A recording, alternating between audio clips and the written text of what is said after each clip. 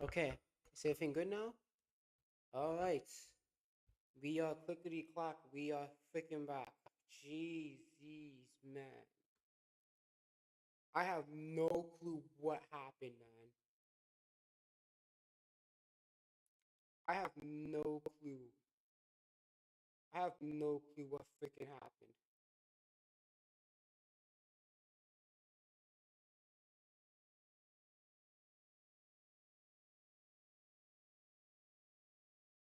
Okay, let me see something. Like, jeez, man, I don't know what happened, but like my freaking computer just died. My computer died on me. So I had to do a restart. Yeah, yeah, yeah, got it back. Okay, so yeah, I don't know what happened because my battery was even dead. It was like 50% when I turned it back on. And I tried to stream again. My computer was in and out. Fucking went from 2 kilobytes per second. I think it's kilobytes. 2 kilobytes per second. And it dropped down to zero, and then back up and dropped down to zero. Back up, I don't know what happened to the computer again. And now it seems to be so. Okay, so basically, real life. We're just not gonna talk about. It's gonna talk about reason 7, which is again, no target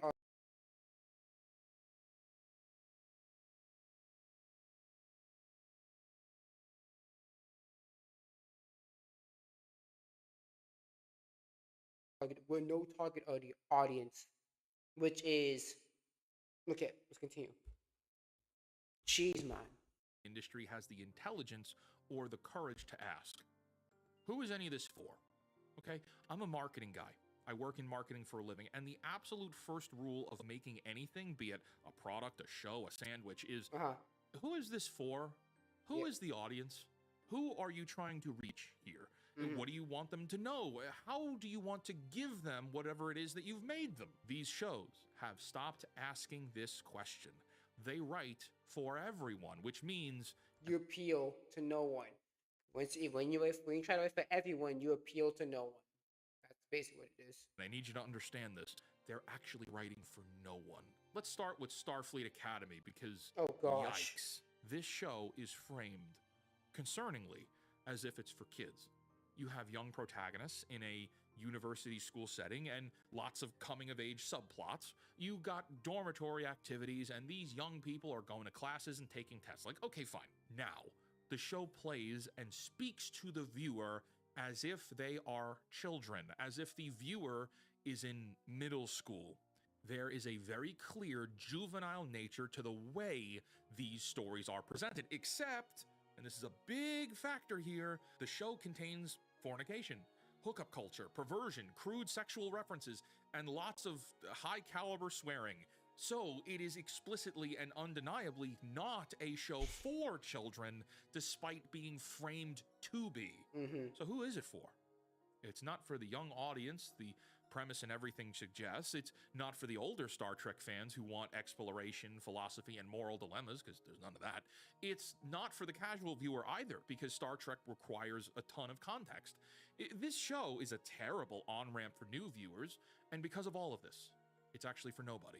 It sits in a little quiet dead zone. It literally is, bro. Again, I watched the first episode, and that shit was a slog to get through. And I'm like, I can't watch this I can't watch this freaking a few more, like, what, a handful of times. I can't do that, bro. I'm not into Star Trek like that, and now the slog to get through. I can't do that, bro. So he's right on this one. Between demographics and serves none of them. And whoever greenlit this show either didn't ask who is this for, or they did ask and they didn't care about the answer. Let's look at Willow again, as if any of you saw Willow, except for maybe Disparu. Is it for kids who want a fantasy adventure? I don't know. There's crude humor and some romance plot lines that parents wouldn't want their kids watching. Is it for adults that love the original 1988 film? Well, no, because the writing is too juvenile for anyone over 15 years old. Again, it sits in the dead zone. It's for neither audience. The show was for no one, and that's why it's been erased from existence. How about Velma? An adult animated Scooby Doo show Velma. where the creator explicitly said she didn't want to include Scooby Doo in a Scooby Doo show.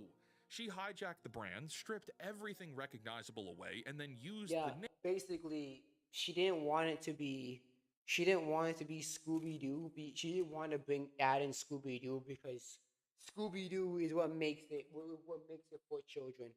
That's basically what she said. Even though Scooby Doo is a big part of it, they added Scrappy Doo. Well, not actually Scrappy. They added like a little twisted version of Scrappy. Scooby only was only mentioned some dumb science initiative, which really meant really whatever. So, but whatever, man. I'm glad they did. I couldn't imagine what they would do to Scooby, bro. Oh my, they probably made him like a racist cop or some shit not racist cop, a racist canine unit who hates Norville or some dumb shit. I'm glad they did. They did take out Scooby. But again, it was basically a fucking vanity project because Mindy Kaling voices Velma, and then Velma was also not East Asian, Southeast Asian. Not was it East Asian? I mean, she know Indian. Yeah, because Velma in Velma in that anime show is Indian, just like Mindy Kaling. So essentially, this is just a fan fiction. It's a self-insert fan fiction, bro. Aim to platform something that nobody else asked for or wanted. It alienated Scooby fans, it alienated adult animation fans, and it confused everyone else.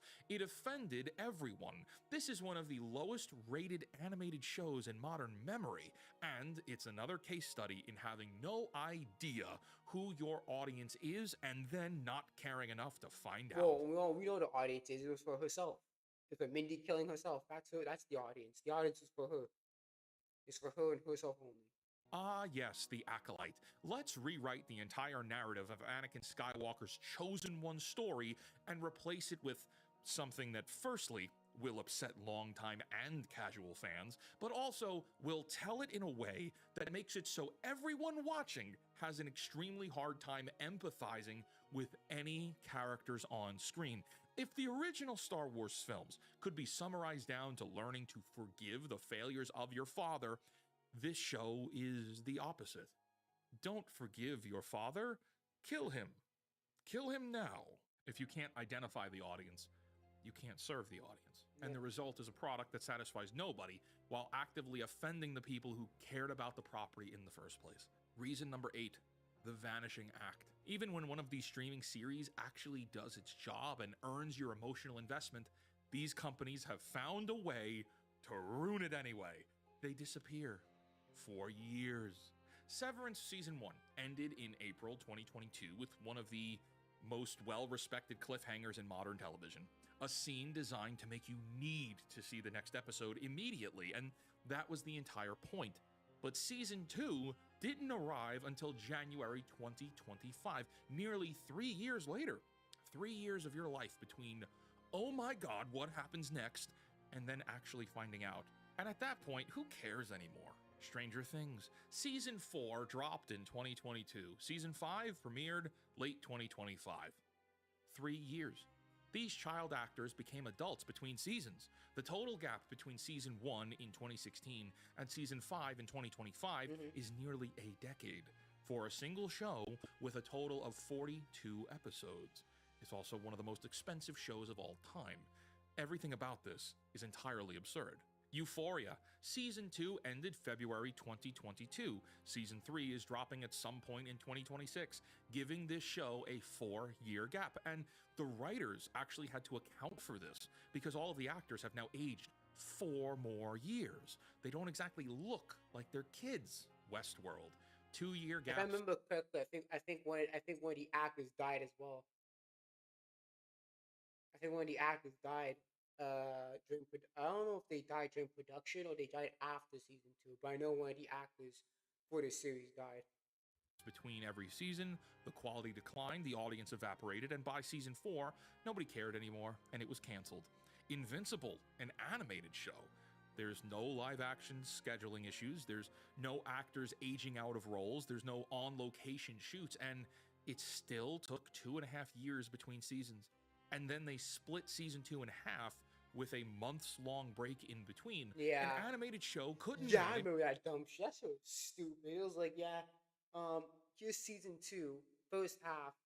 Then he's no episode until a month later. I'm like, oh, Because then you had to come in. You had to come. You probably had to either rewatch those first four to get back on track, or you just be like, oh yeah, this character, A consistent release or schedule. this, But oh yeah, plot I line. mean, let's be real, they split it in half because they want to charge your credit card for 2 months of activity. What's annoying is legacy television solved this problem 50 years ago. There's a fall season and a spring return every year, and your show is coming back. You knew when, you can guarantee it, you could stay invested, and it was okay for you. It was simple to watch TV. It was how television worked for decades, and it wasn't something that was broken. Nobody asked for this to change. But streaming doesn't have to follow that model, so it doesn't. And the result is that you give a show your time, you give a show your attention, you get emotionally invested, and then they give you silence. You get years of silence. And some of these shows might never come back at all, quietly canceled between seasons with no announcement. You're going to find out your favorite show was canceled now from a news article 6 months later while scrolling on your phone, while sitting on the toilet, which, yeah, you better wash your hands, bro. That's gross. Number 9, things have been dumbed down for you. These shows think you're stupid. And there are two ways streaming television insults your intelligence. The first is how they explain things. The second is what they think you're capable of caring about. Both are inexcusable. Let's start with Monarch, because Monarch promised you something interesting and dramatically underdelivers. The premise of this show is what happens to the world when it discovers that a Lovecraftian monster is real. How does civilization react when a creature the size of a skyscraper crawls out of the ocean and levels a city? How do the governments respond? How do militaries adapt? How does religion change? How does ordinary human life continue when the fundamental understanding of what's out there has been shattered? That's a good idea for a show, man. Like, that is interesting. That premise has enough weight and scope and complexity to justify every minute of a 10-episode season and then some. And what did they give us? Daddy problems. A guy with 2 families and 2 wives, a lesbian romance subplot, half-siblings bickering about their father's secrets, and insufferable side characters that have no real business being on screen. This is a fascinating science fiction premise on television. You know, humanity confronting the reality that monsters exist, and those monsters happen to be Godzilla. But it's reduced down to a family drama that belongs on daytime TV. They took the biggest idea they could possibly have made and made it the smallest show they could possibly make. Writers take concepts that could challenge you, that could make you think that you might explore something genuinely complex about the human condition and the human experience, and then they keep shrinking it. They sand off every interesting edge until all that's left is interpersonal drama and relationship conflict. Because that's easy, it's safe, and the truth is, that's what the writers know how to do. They don't know how to write geopolitical thrillers about humanity confronting existential monsters. So they just write a family soap opera and they put Godzilla walking around in the background. But it's not just Monarch. This is everything, everywhere. Every show with a big premise and a small execution. Every science fiction concept is reduced down to a love triangle. And actually, it's not just science fiction, it's every concept. Every world-ending threat takes a backseat to someone's personal journey of self-discovery. The writers can't rise to the level of their own ideas, so they drag the ideas down to their level. And you're supposed to sit there for 10 hours and pretend like that's enough and it's okay, but it's not. It's a waste of the concepts and it's a waste of your lifetime. The other part is repetition. That's the other half. Rings of Power is a good example of this. This show will show you a scene, and then in the very next scene, have a character describe what you just watched to another character who wasn't there. You watched Galadriel discover something. Great. Now you'll watch Galadriel explain what she discovered to Elrond. And now watch Elrond relay that information to someone else. You have now seen the same plot point 3 times, and each time it means less. This used to be considered one of the greatest sins of filmmaking. Never tell the audience something they already know. Never repeat yourself. But we have shows now that don't just distrust you and do this, they actually distrust themselves. Writers are so terrified that their own storytelling didn't land the first time that they immediately send another character in to clean up after themselves like a narrative janitor. Star Trek Discovery, a character will experience something, react to it on screen, and then turn to another character and explain out loud what they just experienced and how it made them feel.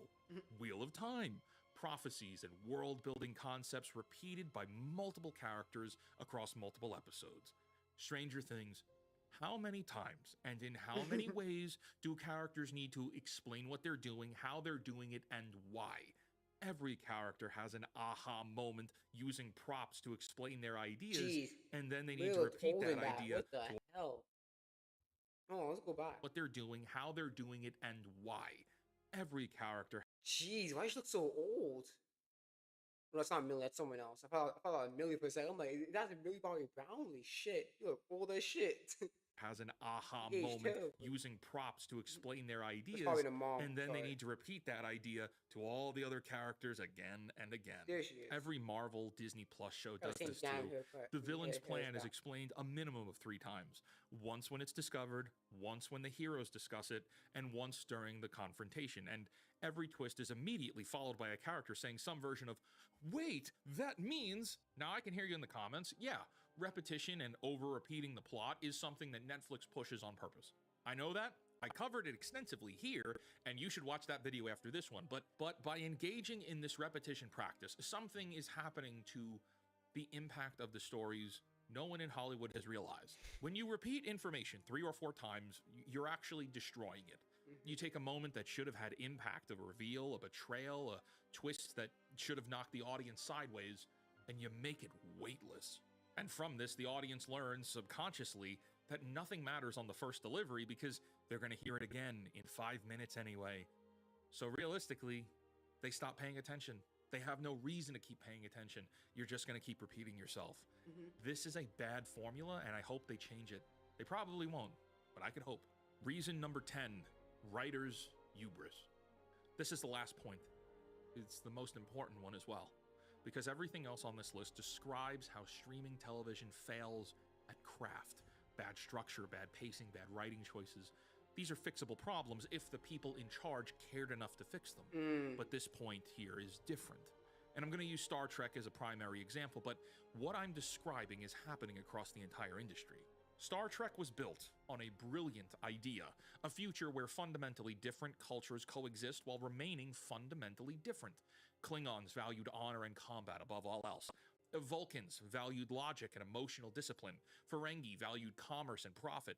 Romulans valued secrecy and strategy. Each species had its own belief system, its own moral framework, its own internal logic. And the genius of Star Trek, the thing that made it one of the most important television shows in history, was that it explored those differences without flattening them. It didn't tell you the Klingons were wrong for valuing honor. It showed you what a society built on honor looked like and let you think about it. It treated alien perspectives as worth understanding. Fucking Jem'Hadar. Fuck. Oh my gosh, man. And not correcting. I'm a battle species, but yeah, I'm fat as shit. Yeah, that makes perfect fucking sense. Yeah, that works. Philosophy is dead. In Discovery, in Starfleet Academy, in any of the modern Trek shows, every alien species on screen might look different, but as the show progresses, the cultures, the identities, the belief systems all start to sound identical because the writers can only write from one perspective, their own. Every character, be it human, Klingon, Vulcan, Trill, doesn't matter anymore. Eventually, they all start to sound like a person living in Los Angeles in 2025, with 2025 values and 2025 priorities. The uniqueness of each culture becomes a slightly different shade of gray matter from the writer's ideological perspective. And what's scary about this is anyone who thinks or believes differently than the writers, even in alien science fiction, is presented as wrong. Not just different, not just misguided, wrong, in need of being corrected. The character who holds a traditional belief must be educated. The culture that operates differently must be reformed. You must think as I think. You must believe as I believe. And that is dangerous. A story that cannot imagine any legitimate perspective other than its own isn't telling a story. It is now a lecture. And lectures don't change minds here. They alienate audiences. But as I said, this is more than just Star Trek. These streaming shows are being used as vehicles to perform these lectures, and because these shows have no clear target markets like we talked about earlier, they're hitting the zeitgeist like a shotgun spread. Everyone of all ages and all demographics are subjected to watching writers peel apart legacy property after legacy property, replacing the identity of these fictional worlds with their personal belief systems and their personal prerogatives. Yep. Do you know what word defines this activity? Because there is a specific word here. It's not stewardship. Stewardship implies care, it implies preservation. It implies that you understand you're holding on to something that belongs to other people, and your job is to pass it forward in a better position than when you received it. It's not to replace it. No, the word for modern day writers is colonization. They're colonizers. Alex Kurtzman, Leslie Headland, and Chris Chibnall are cultural colonizers, no longer building upon the history that came before them. Writers are replacing legacy with themselves, planting their flag on someone else's creation and declaring it theirs, like a narcissistic parasite that needs a host to survive, because their own ideas aren't strong enough to exist independently. Make your own shows, make original characters, Weeba cry on Twitter and Reddit, and guess what? They can't, and they won't, because people won't tune in. People don't care, and people don't want to hear the lectures, so their ideas aren't greenlit. Their concepts don't get made, or they do get made and quickly and decisively get canceled. And so the only method to force people to hear what you want to hear and think what you want them to think is to rack the shotgun and keep shooting off rounds with reckless abandon, hitting people like grandma in the airport lobby waiting for her gate to get called, and little Timmy sitting with his mom in the doctor's office because he woke up with the sniffles. Want to see the fruits of the And that's the thing. The thing is that people like that, they don't want to learn, and when they realize that the show fails, they blame the audience. They blame a certain group of the audience, like, oh, it's your fault why the show didn't work. It's your fault why the season got canceled. That happened with the Acolyte. That happened with it happens. It's gonna happen with Star Trek, Starfleet Academy. We're already seeing a bit of that. Every time something like that happens, or it happened with Star Wars too, like it happens. Every time something like that happens, they always blame the audience. They always blame the audience for it. Never themselves, never look towards themselves and say, what did I do wrong? No, it's what did they do wrong. It's the whole it's just not taking accountability. You know that you create a bad show. You know that you create a bad series, and instead of taking that criticism and perhaps doing better next time, you just go and blame. You double down and you blame the audience, and you expect that same audience to come and watch other properties from that same company or watch your stuff after. It's like, no, why should we? Why should we watch your things if you're just gonna treat us like crap, and blame us for something that we had no control over? We didn't have any control over whether the show is canceled or not. All we do is put out our reviews there, and if the higher ups say we shut it down, that's the higher ups thing. That's a higher up decision. That's the higher ups thing, not us. We ain't got the power like that. labors of these modern day writers, go visit your local Ollie's. Shelves are filled with toys and goods of hollowed out franchises, bastardized and perverted by these cultural colonizers. And the audience can feel it too. Even when they can't name it, they know these shows don't feel right anymore. Something is wrong. They know it doesn't feel like the thing that they loved, and it's because the thing they loved was replaced with something else wearing its skin. We're living in an episode of The Twilight Zone where all the things you loved were replaced by monsters, and the person wearing the skin, well, they don't care about you. They don't care about the thing they replaced either. They only care about themselves, and they always have.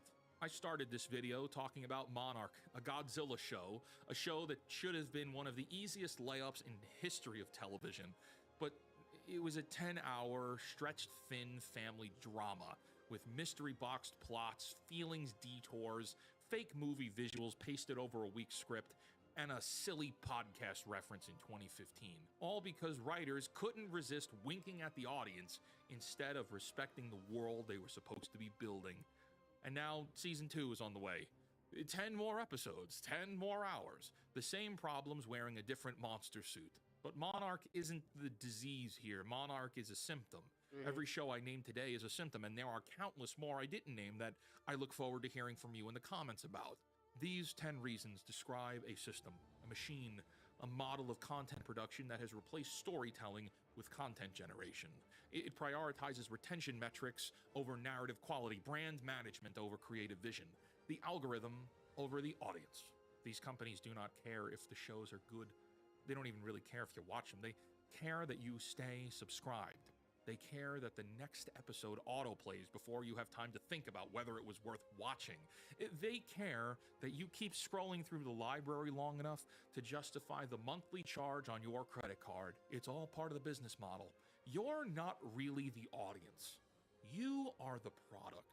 Your attention is the commodity, and the shows are just the bait. What we have now is content, not stories. Content. They have built a system that is fundamentally incapable of producing great TV. But here's what they forgot. You have a remote, and you have a wallet, and you have a brain, you have the power of choice, you have free will. And those are all more powerful than any algorithm has ever built.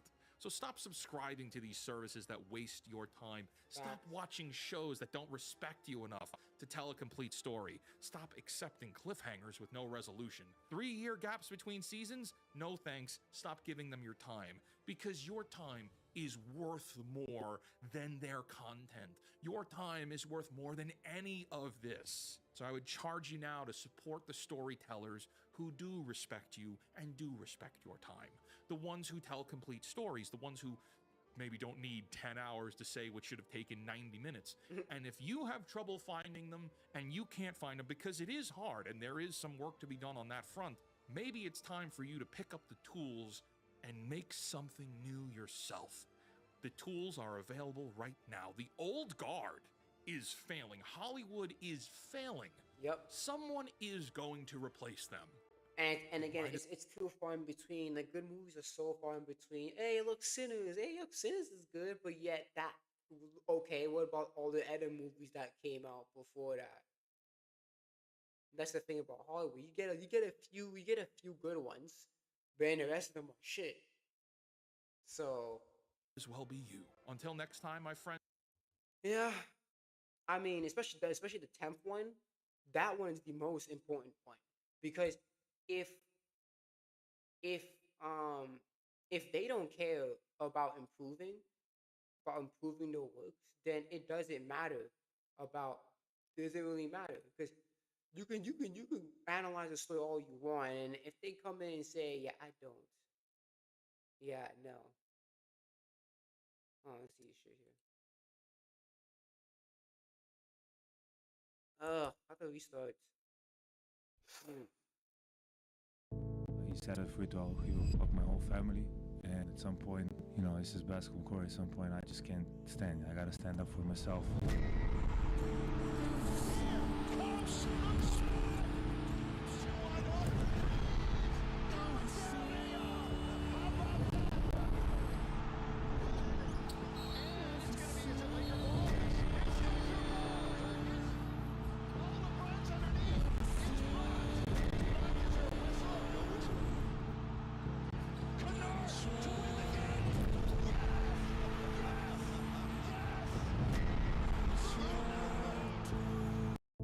He said if we do, he will fuck my whole. Okay, so go watch another one by Real Life Fake Wizard, and it's called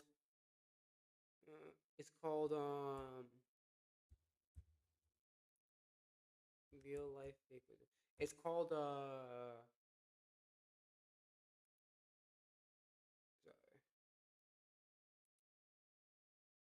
Oh my gosh. Yeah, this one. The other one's called Video Games Aren't for Men Anymore. We're gonna watch that one next.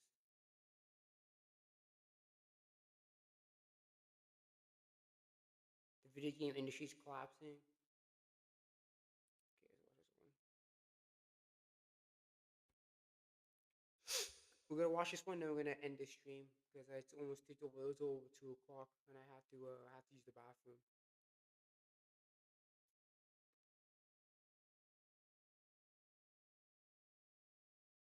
Hello, I'm the real life fake wizard.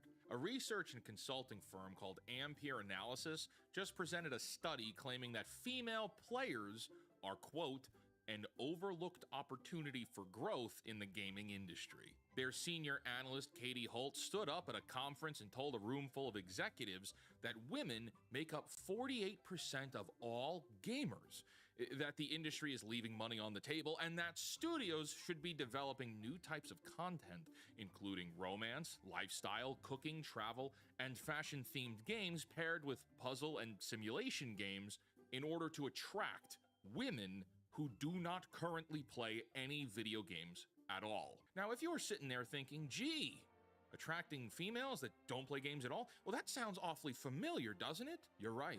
This is not exactly new. We've heard the data from different consulting firms, different analysts, different conferences for the better part of the last decade, maybe even more. We need more women in gaming.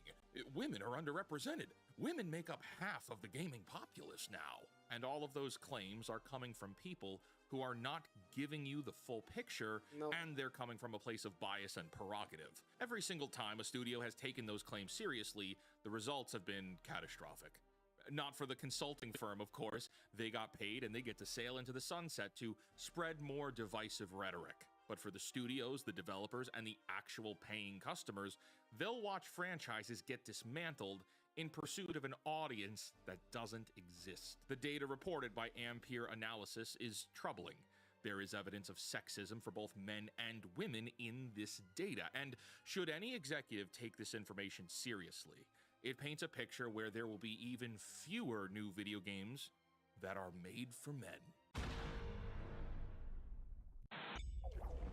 Today's indie game shoutout is Environmental Station Alpha, an action-adventure platformer with a retro aesthetic and heavy emphasis on exploration. In the game, the player controls a robot sent to investigate a mysterious abandoned space station with the mission to find out what exactly took place there. To find out more about this and hundreds of other indie games, visit our free indie game discovery network, fakeportal.com, or scan the QR code on your screen. Now back to the video. Let's start with the headline figure here. 48% of gamers are women. It sounds like near parity, doesn't it? It sounds like men and women play games in almost equal numbers. Well, let me tell you what the number actually means. That 48% includes everyone. Every single person who plays anything on any device. Oh, that's not good. That's skewed. That's going to include Your mobile aunt games. playing Candy Crush on her iPad while watching Jeopardy, she's in that number. Your mom... Yeah, that's not good. That's skewing. That's being disingenuous because you're skewing the numbers. You're just saying, hey, basically, if anybody plays any game on any device, you're considered a gamer. Yeah. So basically, by that logic, for example, if my mom plays like Candy Crush, that includes her in the data, includes her as a gamer. And my mom is not a gamer. Far from it. Well, not anymore. Wait, when I was years ago, before I was even born, she used to play games. Not anymore, right? So that's basically including her. That's bad. That's skewing your numbers. Because you got to look at frequency. Just because you play one game once every day, that don't make you a gamer. That's skewed. It's a skewed number to trying to prop up women in gaming, which is just not true. I'll bet you right now most of them play mobile. Most of them play mobile. I'm playing Royal Match on her phone during her lunch break, she's in that number. Is someone who downloaded Wordle once in 2022 and forgot about it? They're probably in that number. These are counted the same as someone who put 2,000 hours into Elden Ring or plays High Guard every single night after work. Rare breed you High Guard players are. And the study itself reveals their own data contradicts the headline. When respondents were given a list of 52 console and PC games, only 3 games had more female players than male. Animal Crossing, The Sims 4, and Roblox. That's it! On mobile, 13 out of 50 games skewed female. So that tells you something. That tells you that most female players are on their phones. Most female players are mobile players, not console players.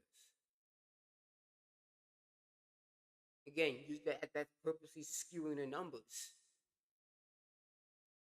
That's really being disingenuous. Data is actually telling you that women are overwhelmingly concentrated in mobile and casual gaming, which is a market that already exists alive and well and is already being served by thousands of games and billions of dollars in revenue.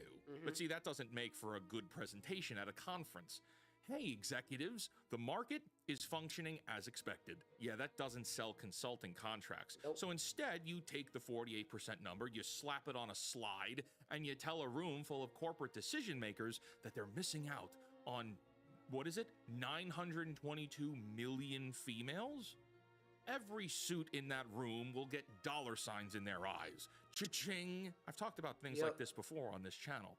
These analytics firms lump mobile gaming in. Yeah, look at this.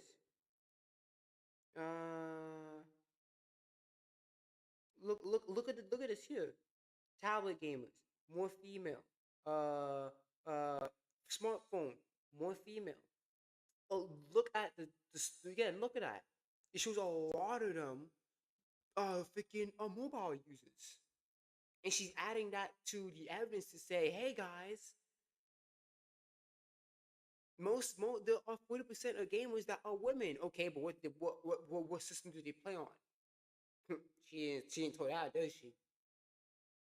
With console and PC, and then act shocked when the demographics look different than what publishers see in their actual sales data. Female Candy Crush players who spend their afternoons going to brunch with the gals and then go home and watch Keeping Up with the Kardashians are not in the same bucket as the sweaty pro gamer who's been playing World of Warcraft for 19 years. These two are not the same. They have never been the same. But pretending they're the same is how you manufacture a narrative about an untapped market. Katie Holt, the analyst presenting this, actually said that there is a subset of female non-gamers who, quote, lack the education around how to play these games and... Oh, that's though. That's... Ooh. That's not good. Now you're just calling women dumb. That is sexist. You're just calling women dumb. You're just saying that they're not smart. They're not smart enough to play a game that a man can play. Despite having a fucking supercomputer in their hands, aka a fucking phone. You're just saying that they're too stupid to understand how to play games. That is sexist. What content is out there? Her solution to this alleged problem is, quote, entry-level content that is appropriate. Let's read that again. A research firm just told the games industry that women are too uneducated to understand video games and that the studios need to make simpler, easy content to accommodate them. They're saying women need their hands held, they need training wheels, and can't handle what's already on the shelves. See, the specificity here is in the word how. Lack the education around how to play these games. Chat, how do we learn how to play Bloodborne? Oh, what's that? Get good? Figure it out?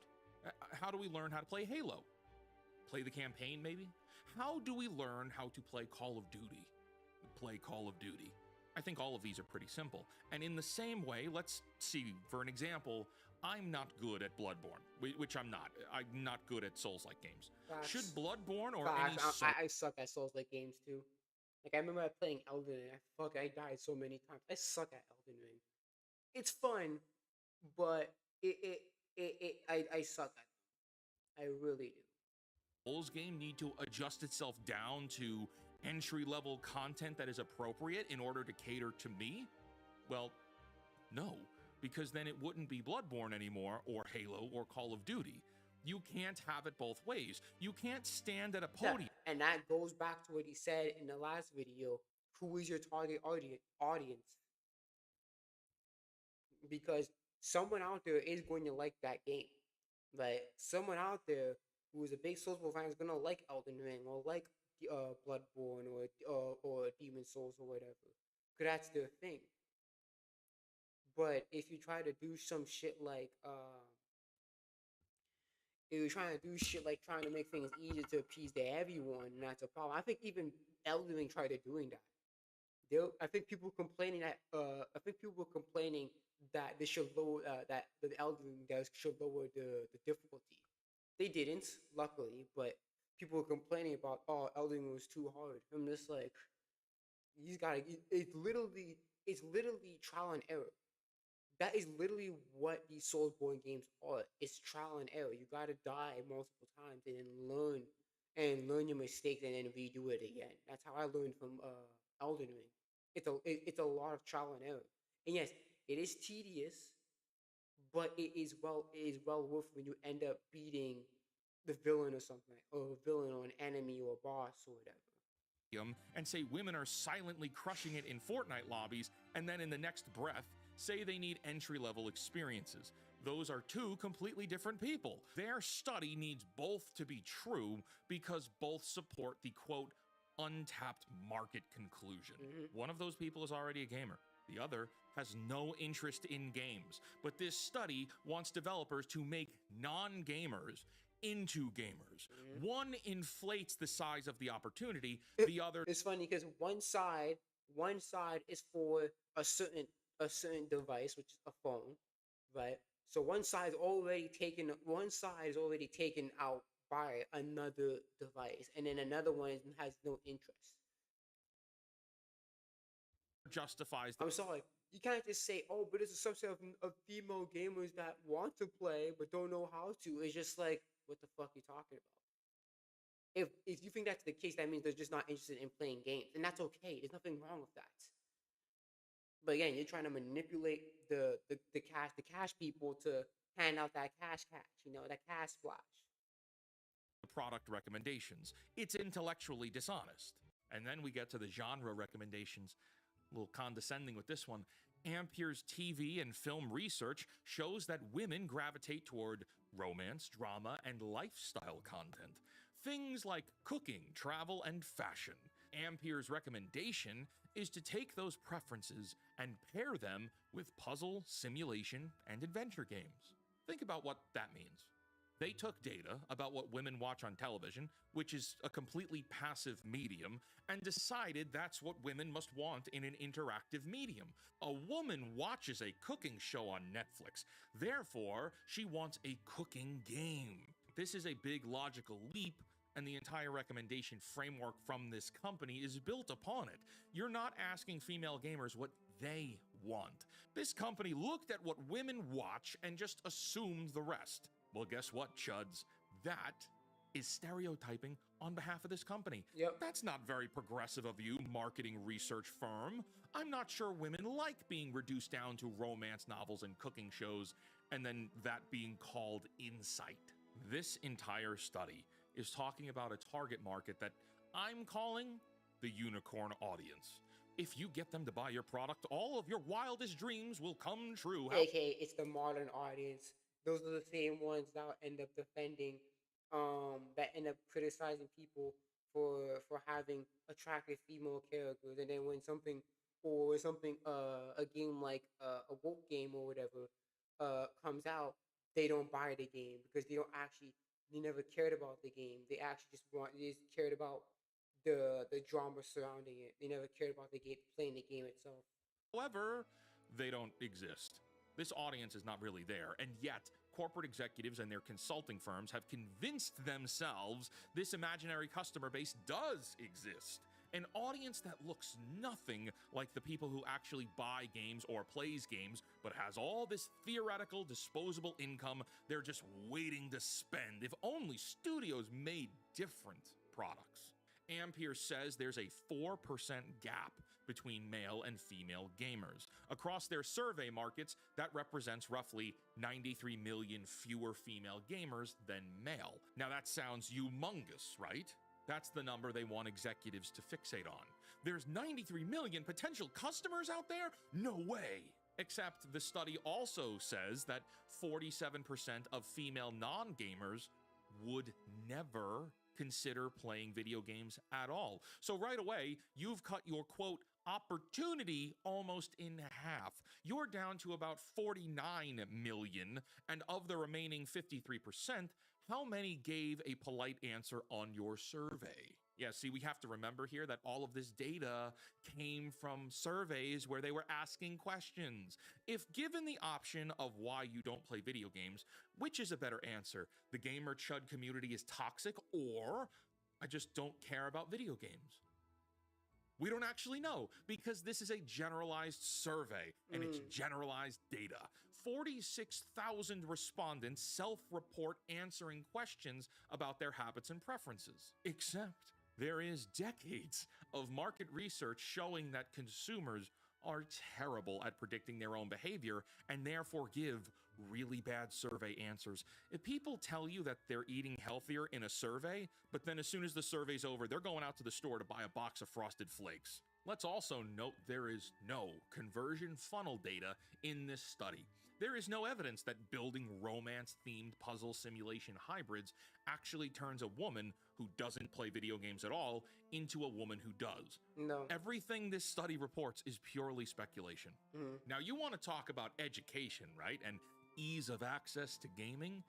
These non-gamer women are people in developed economies already. They have smartphones. They have access to every gaming platform on Earth. Game Pass ads are everywhere. And everything's in Xbox, which means you have access to gaming everywhere. Steam is free to download, and it is a massive platform. Lots of non-gamer girls know what this sound means. And gaming has been a mainstream cultural force for decades. These women have been exposed to the existence of video games their entire lives, and they still haven't bought in. This is not a lack of access problem, as these researchers want to claim. It's just common sense that these women are not interested, and that's true. Gaming has been around for decades, and you don't see a massive increase of female gamers. That just shows you that they're just not interested, and that's okay. But don't try to just lie and pretend that there's a secret hidden stash of gamers that need to be catered to. It's not an affordability issue. It's not an awareness problem. The study says so itself, that the barriers aren't money or time. These women just don't want to play video games. So if I'm to get this right, Ampere is actually recommending that studios change their products to match the preferences of people who don't buy the products. Question: in what other industry would that survive a board meeting? You should be laughed out of the room. This is like going to Porsche and saying people who don't buy sports cars prefer minivans, and then concludes that Porsche should start making minivans. You're abandoning the market that is itching to give you money to chase a unicorn that isn't there. The games women love weren't built this way. Every game that has successfully attracted a massive female audience did so by accident, historically speaking. It did not come from a consulting firm's demographic playbook. In fact, historically, by following the advice of these consulting firms, brands that are 10 and 20 years old are routinely put in the ground. No, games that have female players didn't get those players with consulting or TV viewing preferences or pandering to specific genres. It was simply by having excellent games. The Sims was not built because EA commissioned a study about what women want. Animal Crossing was not designed to target to women. It just happened to resonate with women, and there was a pandemic during the era of the game's last release, putting the game to the forefront of available options to entertain one's time while still indoors. Stardew Valley was one guy in his bedroom for 4 years making the game he personally wanted to play, and it happened to sell over 30 million copies with a massive female player base. Baldur's Gate 3 has an enormous female audience. Larian built an absurdly deep RPG with genuine narrative consequence, real romantic complexity, and characters that felt like actual people. Women and men alike showed up in droves. This study is pitching the opposite of how every success story in this space has actually worked. Great games attract diverse audiences. Demographically engineered products attract no one, and no one wants them. Who actually benefits from this study? Ampere... The firms. It's clearly her, and people like her. people like her benefit because they get paid, and obviously gotta bring politics into it because literally this is how we know it is a big issue because literally politics affects everything at this fucking point. Every sort of entertainment gets affected by fucking politics. So guess what? If you got the right politics and you are a consulting firm, this has personal benefits. Analysis is a consulting firm. They sell insights and advisory services to entertainment companies. That's how Sweet Baby Inc., they for make their example. money. A study that says everything is fine, your current audience is being well served, keep doing what you're doing, folks, doesn't generate new clients.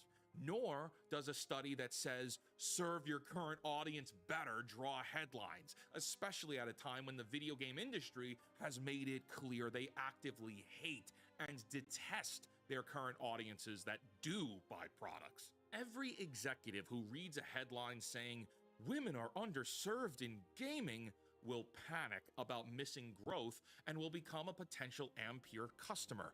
Do you know the complete study we're talking about here is paywalled? Yes, for posterity, if I was to get the complete research report we're talking about here, we would need to call them and pay for it. Our reporting in this video comes from an analysis of the research posted by Chris Scullion at VGC. And nobody reporting on this study is mentioning the fact this is a sales pitch designed to create negative buzz. Guys, we're literally talking about grifters here. They're taking the numbers at face value and running stories about how the industry needs to do better for women. This is a consulting firm selling a product, and that product is fear. Fear that you're leaving money on the table. Fear that your competitors will capture this audience first. And the way to overcome that fear, conveniently, is by hiring Ampere to tell you how to overcome the risk.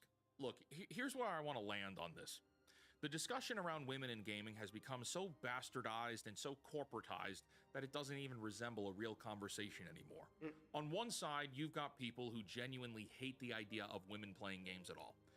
Those people are obviously short-sighted. However, Yeah, on the definitely. other side, you've got consulting firms and corporate strategists using women as a prop to justify horrible business decisions. They don't actually care about women, and they certainly don't care about the men who made this industry what it is. I believe that part of this study is to incite controversy, to start some kind of new Gamergate-esque situation. But let's Yeah, look at all the cards on it's essentially because for them, it's any publicity is good publicity.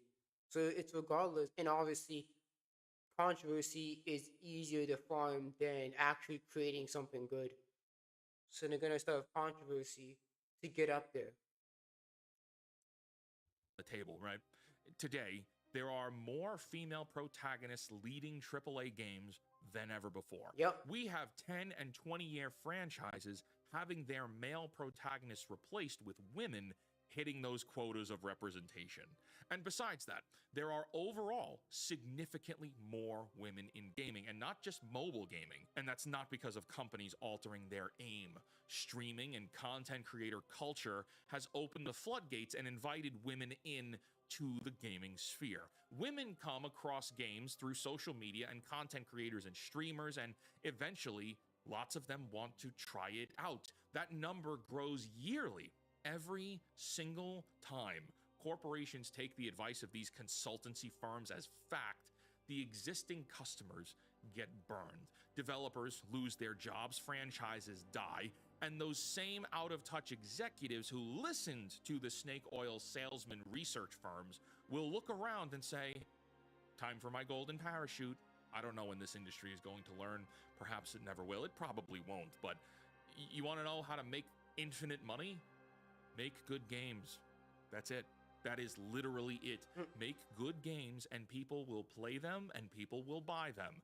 Men, women, everybody. You want people to buy your consoles? Make good games. You want more sales and more profits? Make good good games.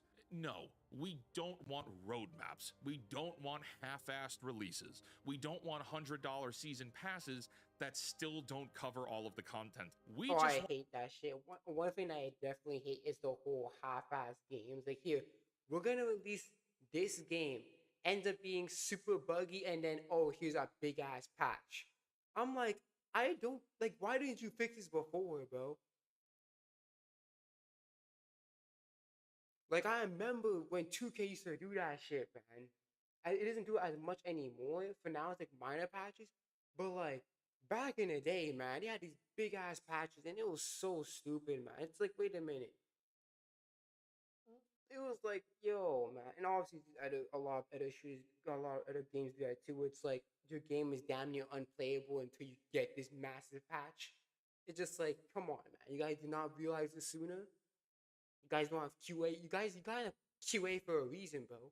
Quality assurance. You never heard of it? Never heard of that department before? Like, come on, bro. Want to play good games, and you will make billions. Gamers go to work, they come home, and they sit with their wallets burning holes in their pockets, okay? Gamers are desperate to give you money. Like it's mind blowing how arrogant these video game industry idiots are, how out of touch these corporate fat cats are, that they genuinely will slurp up studies like this. Yes.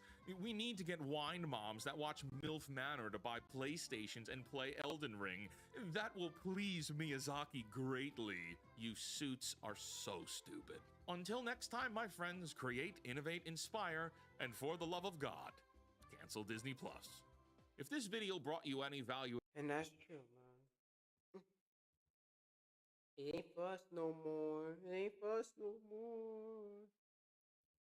Okay. I'm gonna. Yeah, I think I'm gonna end the stream here. It was another one that I wanted to watch, which was how One Piece embarrasses modern writers, but Hollywood hates superhero shows. But I'm not gonna do that one. I have to go pee, and yeah, I'm gonna end this stream. So thank you guys so much for coming. Yeah, sorry for the whole fucking stupid my computer. My computer just shut down unexpectedly, but yeah, I'm gonna end it. Like, thank you guys so much for coming. I'll see you guys tomorrow. Obviously, my new chapter. Let me go back. Let me go. Hold on. Let me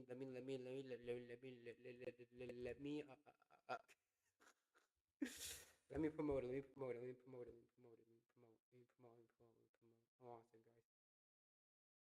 Let me promote. Let me promote. Let me promote. Let me promote. Okay, so sorry. Let me go back. So in case you guys didn't know, new chapter came out. I New chapter came out. Workspace fanfics. Yep, new chapter came out. A couple days ago. Right? It did come out a couple days ago. Yeah, it came out yesterday. So came out yesterday. So make sure you guys you read it if you want to give it ratings or whatever. Yeah, so new chapter came out. Next tomorrow's stream, it's either gonna be Sly Cooper or we might do some Spider Man 2. I do want to play. I do want to do some gaming. I want to do a gaming stream. I feel like do some gaming. So it is gonna be Spider Man 2 or we'll continue on Sly Cooper 3. We'll see.